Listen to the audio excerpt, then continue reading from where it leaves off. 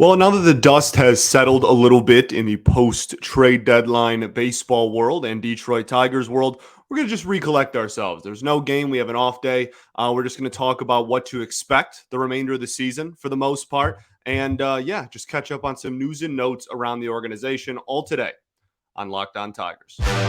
You are Locked On Tigers, your daily Detroit Tigers podcast. Part of the Locked On Podcast Network. Your team every day.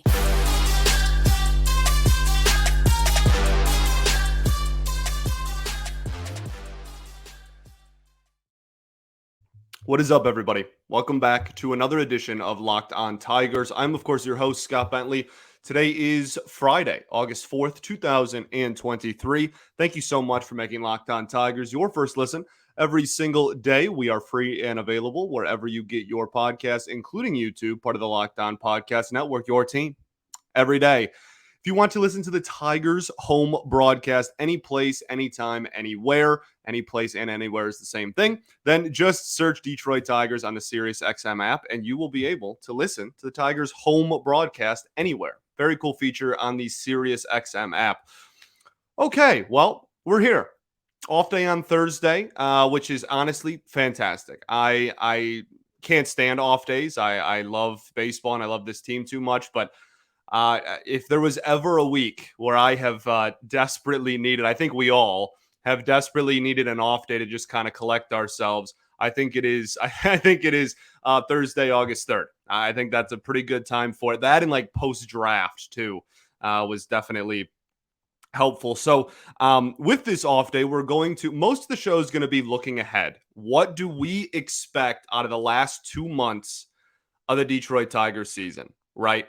There's like no more deadlines. We talked about this a little bit yesterday, but as far as like big dates go, they're all over. Like the next big date is game 162. The next big date is the end of the season, which is crazy that we're already kind of saying that. I still feel like the season just started yesterday in some regards, but the next big milestone, because there's no more September call-ups, right? There used to be, once you get to September and the minor league season ends, then you can call up, 15 guys. That's not a thing anymore. September call-ups, it's not you're not adding 15 dudes to the roster. You'll have some roster moves. You'll add one or two maybe, but like it's not a big thing anymore. So with that, we just have to talk about the expectations and kind of the lay of the land throughout the last 2 months of the year. I don't want to talk about this every day. And I don't think that there's going to be news about it every single day. But more news did come out about the Eduardo Rodriguez situation. A few people have reported it. The report that I am seeing, I freelance for the Detroit News, if you're unaware. So I'm going to use Chris McCoskey, the beat writer for the Detroit News, for my source on this exact headline. But again, a lot of different people have reported something similar. McCoskey's headline is Eduardo Rodriguez reportedly wanted $20 million extra to waive. Wanted $20 million, extra year to waive opt-out clause. Okay.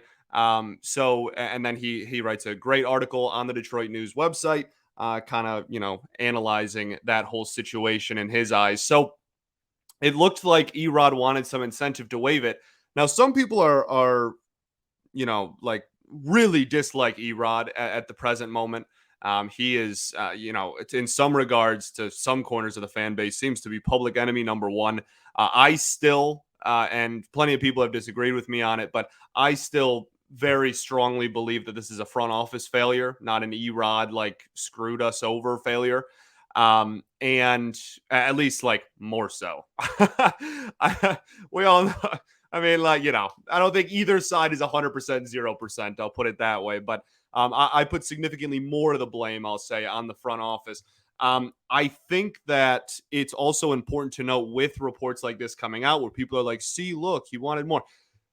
Like a huge majority of opt-outs, this happens. It's not public news because no one cares, because no one talks about it, because it always just gets worked out and it happens. And in this case, it didn't. So now it is public news, but like it's incredibly common to add incentive to get a player to waive their no trade clause. Now, I don't know where $20 million and an extra year onto the contract, I don't know where that falls in the range of like normal incentives, but adding unincentive is not only common, it's like it is practice. Like that's just how it works.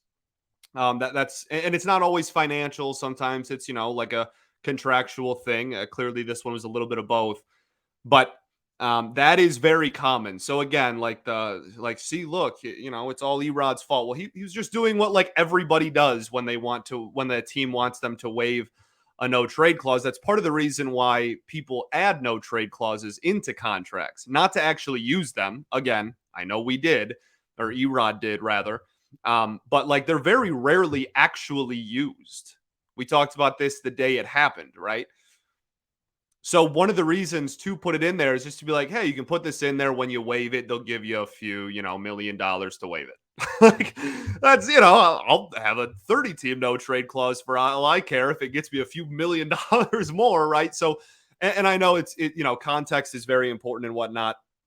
Again, I don't think this is a 100% zero on any side, but that report is worth noting, A. And B, it's worth noting that it's relatively common practice to do something along those lines. I do think, however, this ask was probably on the more dramatic end.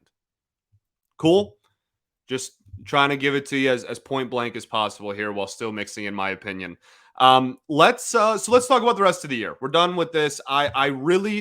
I would be happy. I would go to sleep happier at night if we never spoke about this situation the remainder of the year. I think there's about a 0% chance that happens because we have to talk about whatever the biggest story within the organization is. But I would be pleased if this just kind of like went away until December, when it's obviously going to be very much a talking point. So let's talk about what to expect in the last 2 months of the season. I think that it is important to note that I am not the Tigers are going to make the playoff run believer. They're 13 games under 500 on August 3rd. I don't see that as a playoff team, no matter how bad the division. And I've said this a couple of times over the last couple of weeks, but the look, we're only like 6 or 6.5 games back crowd. Yes, you are correct.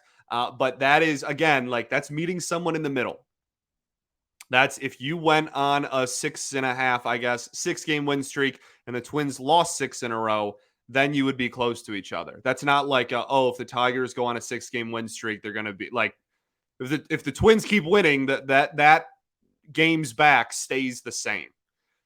So I think that the winner of this division is going to be around a 500 team, which puts the number much closer to 13 than it does 6. Okay, so I want to make that clear. And if I'm wrong and this division winner has, 74 wins, then this is going to be a different conversation in a month. But for now, I don't think the Twins or Guardians are going to nosedive so much that we're talking about like a 73-win AL Central winner or something preposterous like that. So I want to make it clear that's where I stand in that regard. So wins and losses to me at this point, I'm very competitive. I'm very passionate about this baseball team. I'm always going to.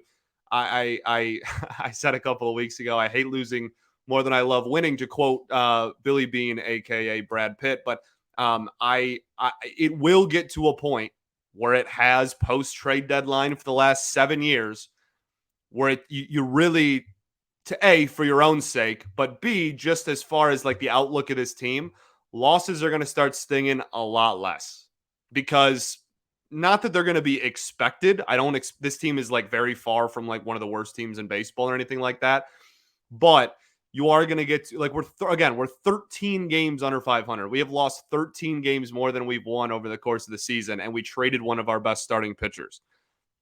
It's not going to be sunshine and rainbows the last 2 months of the season. So I want to lay the groundwork there and just say, like, I think we're going to get to a point where the wins and losses aren't going to, I don't want to say matter, because wins and losses always matter, but they're not going to affect the tone of the show, I'll say, too terribly much. I think it's going to be, let's just break down personal, individual players, personal accomplishments, and talk about, like, who's doing well enough to play their way onto this team next year, who is a part of the long-term core, kind of more big picture stuff based on the individual game-to-game kind of basis over the last 2 months of the season. So that's kind of where my headspace is at, unless they do magically, don't lose a game for 2 weeks straight. I think that that's going to be most people's mindset as well. So let's keep the ball rolling. We're going to talk about some individuals that we're going to keep an eye on. We're going to talk about some minor leaguers that I think could get called up soon. A lot to go over still. Right after I tell y'all about our friends over at eBay Motors. For a championship team, it's all about making sure every player is a perfect fit. It's the same when it comes to your vehicle. Every part needs to fit just right. So the next time you need parts and accessories, head to eBay Motors. With eBay Guaranteed Fit, you can be sure every part you need fits just right the first time around. Just add your ride to My Garage and look for the green check mark to know that your part will fit or your money back. Because just like in sports, confidence is the name of the game when you shop at eBay Motors. And with over 122 million parts to choose from, you'll be back in the game in no time. After all, it's easy to bring home a win when the right parts are guaranteed. Get the right parts, the right fit, and the right prices on ebaymotors.com. Let's ride. eBay Guaranteed Fit is only available to U.S. customers. Eligible items only. Exclusions apply.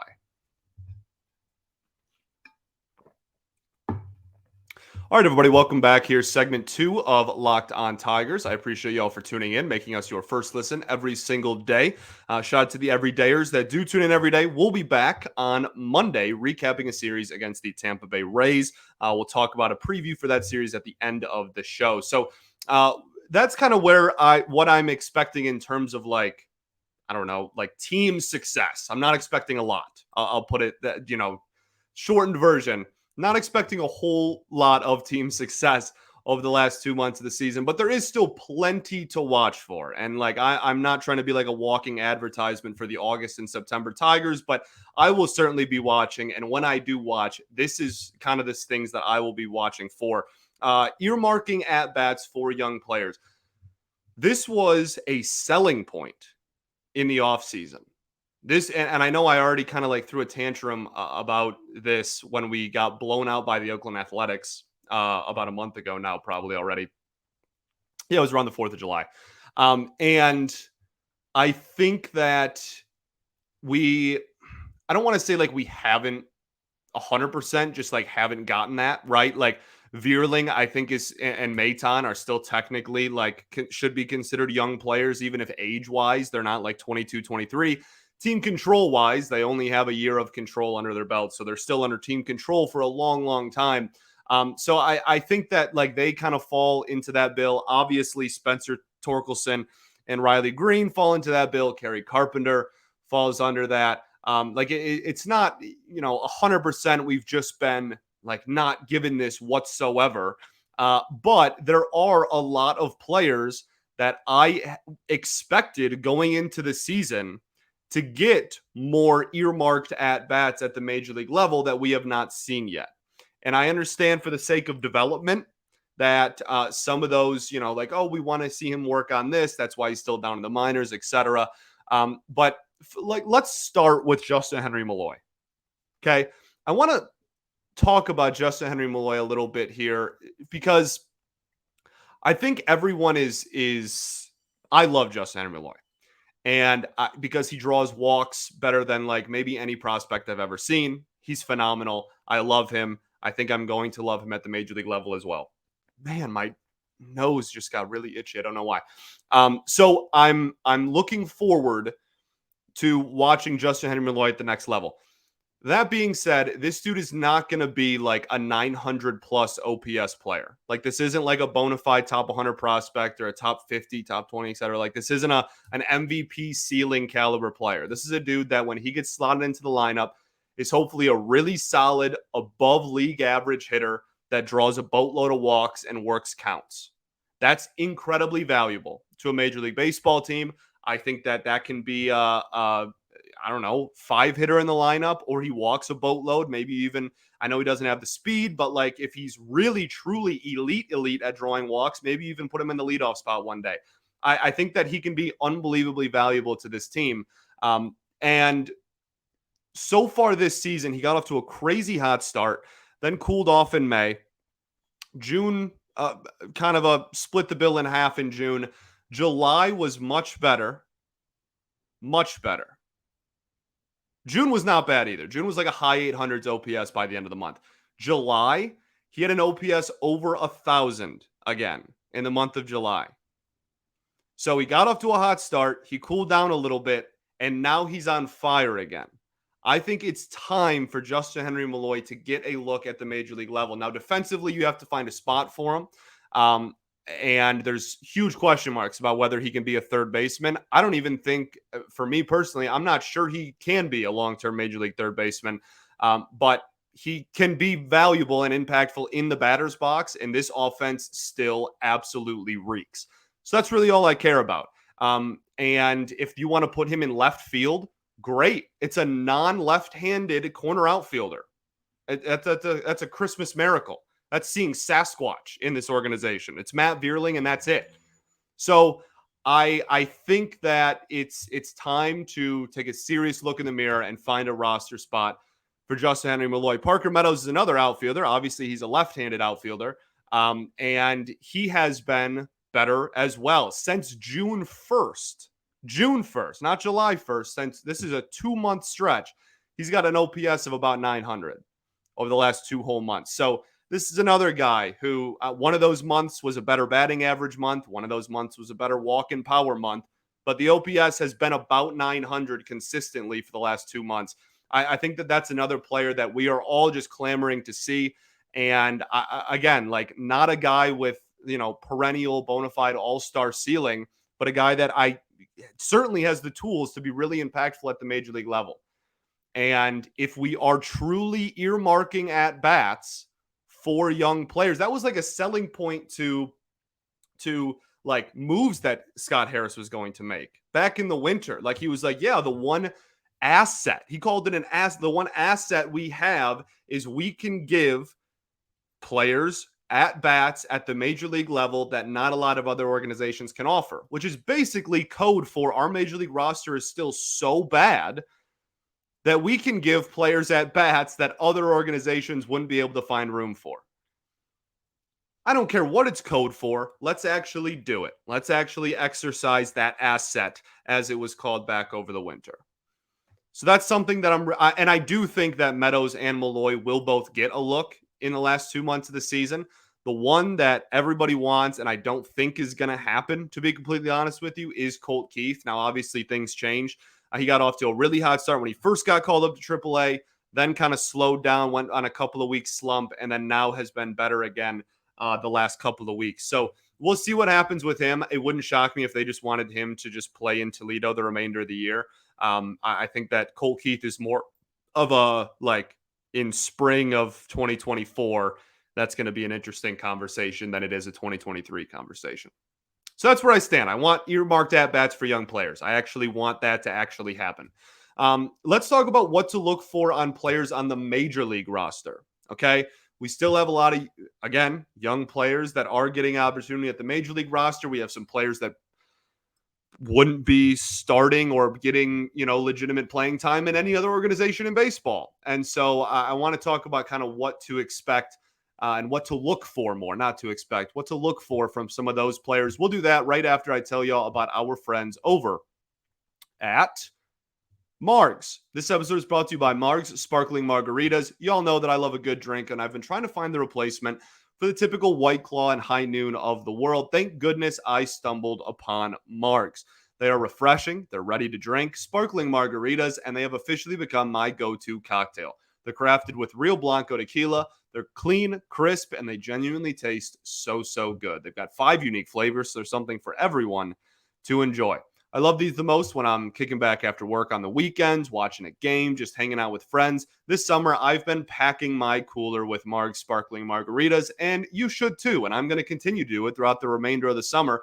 They are the drink of the summer in my eyes, and I also think that this fall, when tailgate season rolls around, they're going to be the perfect drink for that as well. So visit sipmargs.com to find a retailer near you. That's SIPMARGS.com to find a retailer near you. Must be 21 and over to enjoy. Cheers, and please drink responsibly.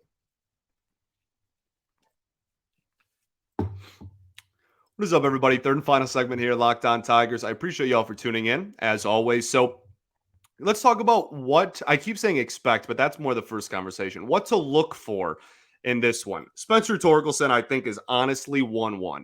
And I know that's like not a very exciting answer. That's not like, oh, what a hot take.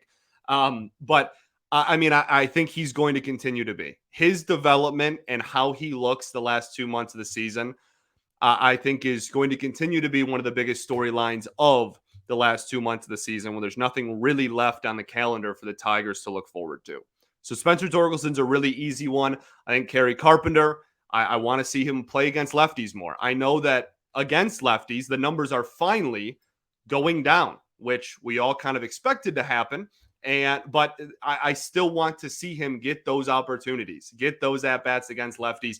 Again, like, what does it hurt us this season? Go out there, let him try to develop, let him try to make adjustments, and see if he can make those adjustments to be a better hitter against left-handed pitching. I think when it comes to player personnel, that's I mean, like, there's some obvious stuff, right? Like, before we move on, ADHD moment there, but like Nick Maton, if he can hit a breaking ball, like that would be really cool. Matt Vierling continue to just do what he's doing. Jake Rogers, the average has gone up. Like, just kind of the normal stuff we talk about is certainly in line with all that as well. I think we'll talk about the rotation specifically in a second, because I think that that's one of the biggest things to look for throughout the remainder of the entire season, outside of, like Torkelson and whatever we just mentioned. But when it comes to personnel moves, I think that we're in a point where, again, Meadows and Malloy, I'm fairly confident, are going to get at-bats at some point over the next 8 weeks. And it's just about finding out who is going to get removed from the roster to get those opportunities. I know I just sung his praises, but I do think that Zach Short is kind of a candidate for that. No disrespect whatsoever. He's an absolute dog. But if it has to be a position player, I think that, like, Andy Ibanez, I guess those are kind of like somewhat interchangeable. Now, if you are planning on playing Justin Henry Malloy a lot in the outfield, then it's gonna kind of have to be an outfielder. No, like, if it wasn't, then you would just have a very, very crowded outfield very quickly, especially if you were to bring up Malloy and Parker Meadows. Right, that becomes a too crowded. Like, you can't do that. You literally can't. So I think that that's going to be a fascinating conversation. I also think that that's one of the reasons why we haven't seen the trigger pulled on either of those dudes yet, because I think they want more of a clearer picture of who to get rid of. I think if it was to happen today, it would kind of have to be Akil Baddoo. He has gone 2 whole months now with just absolutely abysmal offensive numbers at the plate.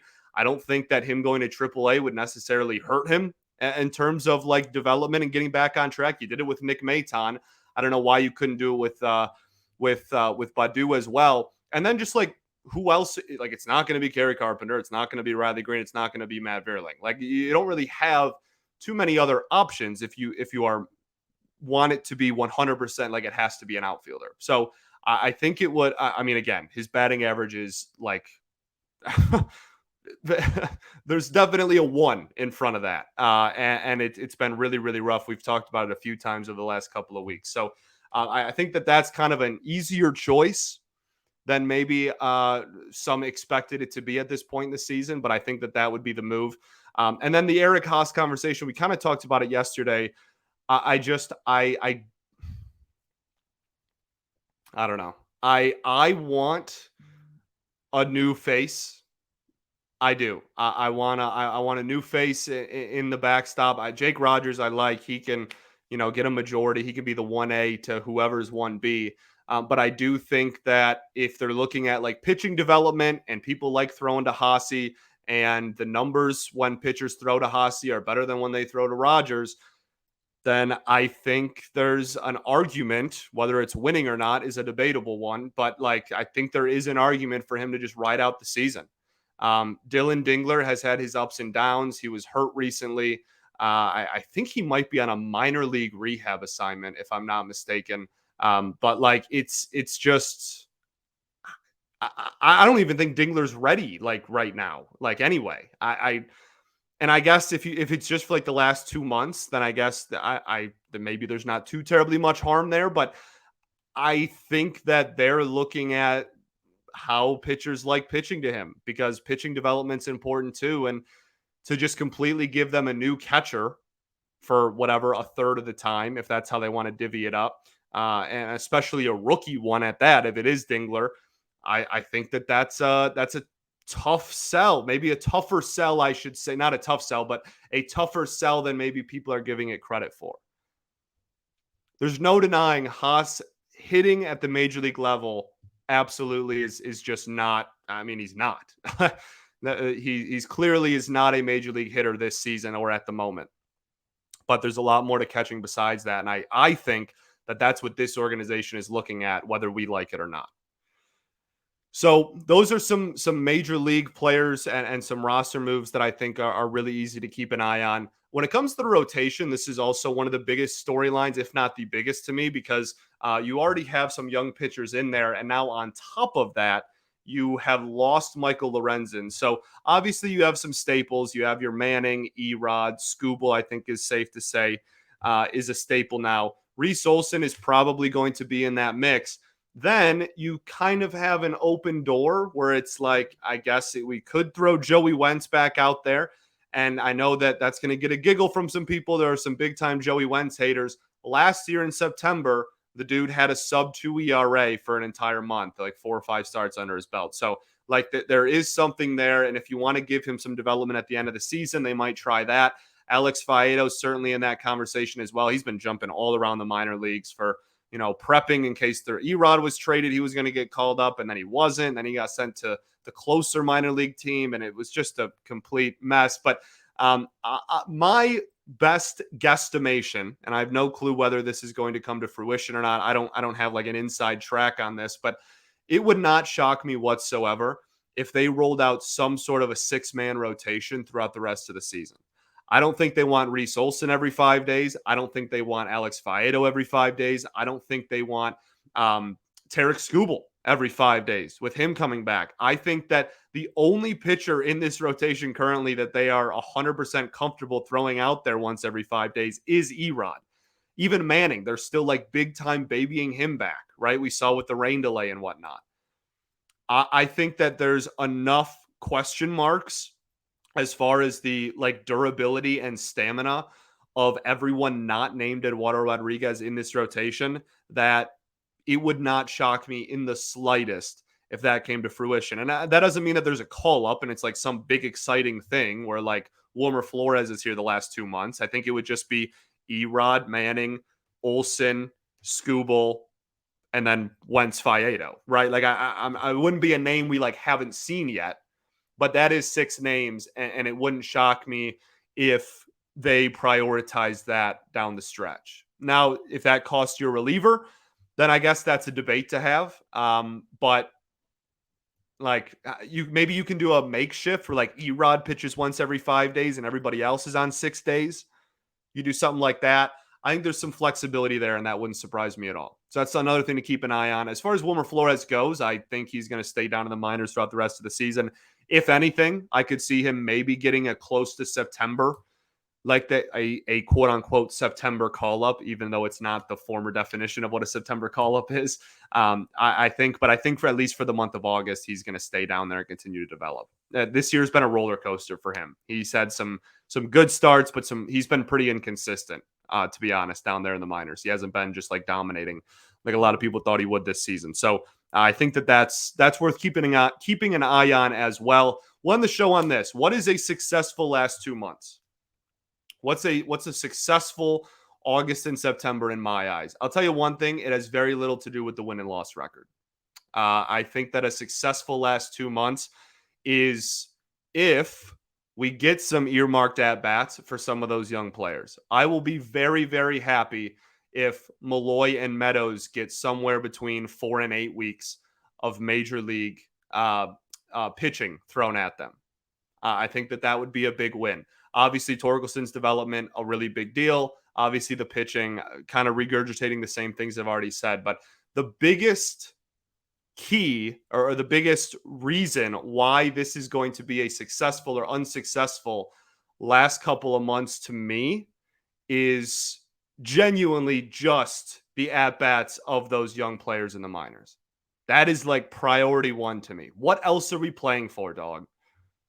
We're not making a run at the playoffs. We're not making a run at the division. We know what we have in most of the players at the major league roster. Most of them are not going to be here when this team is good again. Why are we prioritizing, even though he's been good, like why are we prioritizing Andy Ibanez at bats? Why are we prioritizing Zach Short at bats? Why are we, like pick a name. Zach McKinstry even. I love the dude. I think it's a solid pickup. Why are we prioritizing his at bat? He's not like a long-term like part of this core. I think it's time with pretty much, and I don't say this lightly, but like nothing else to really play for as far as wins and losses strictly go. Let's give the team something to play for and make that development.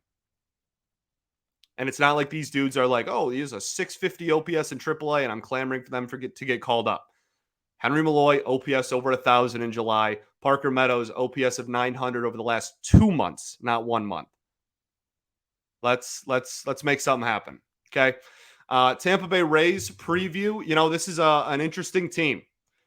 This is a team that did really, really well the first 2 months of the season, and they're still 21 games over 500, significantly better than the Detroit Tigers in pretty much every area.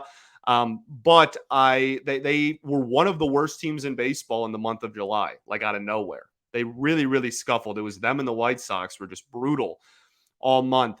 As far as the pitching matchup goes, Friday is going to be Reese Olson against Zach Little. Little has a 4.85 ERA, hasn't had too many starts under his belt. Saturday is a day game. That will be Skubal against, I think it's Aaron Savali. Nice. And then Sunday will be, the Tigers will unfortunately have to face Tyler Glass now, and the Sunday starter for Detroit is TBD. So this is an opportunity to really take it to a team that's much better than you. Again, like they have come into this series scuffling. They had a really rough month. They absolutely destroyed you on opening weekend back in March, right?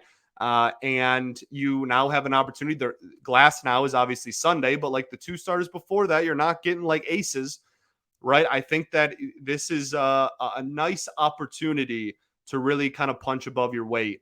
And again, that's important for development. You can't just lose every game like that. That's awful for development. I don't want to get that twisted. Like winning and losing is still very important to me and should be very important to this team. You can't just make it like okay to just roll over and lose. Play competitive ball. And I think that it would be a pretty cool message to send if they went out there and played a competitive 3-game set against a team that is going to finish with one of the best records in the game of baseball. All right. Thanks for making Locked On Tigers your first listen every day. I appreciate y'all. We're free and available wherever you get your podcasts, including YouTube. We will be back on Monday recapping this 3-game set against the Tampa Bay Rays. I think that's all I got. I appreciate you all greatly. Peace and love. Going to therapy's dope. I'll catch y'all then, baby. Go Tigers.